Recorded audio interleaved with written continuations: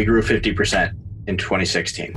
And then we grew another 50% in 2017. And we grew another 50% in 2018. And we grew, like, you see a trend here. Oh man, that was everybody. Money's going to take care of itself. If we're being a good team, and if our salesmen are doing their job, we're doing our job, I'm doing my job, then the money's going to take care of itself. Let's get better today 1%. And so he got better 1% every day. I'm catching up. I'm trying to get better 1% every month. And he's getting better 1% every day. And all of a sudden we're doubling our gross. And we're running out of work because the guys can't sell it fast enough. And I'm just sitting here going, oh my goodness, we got to have more sales guys.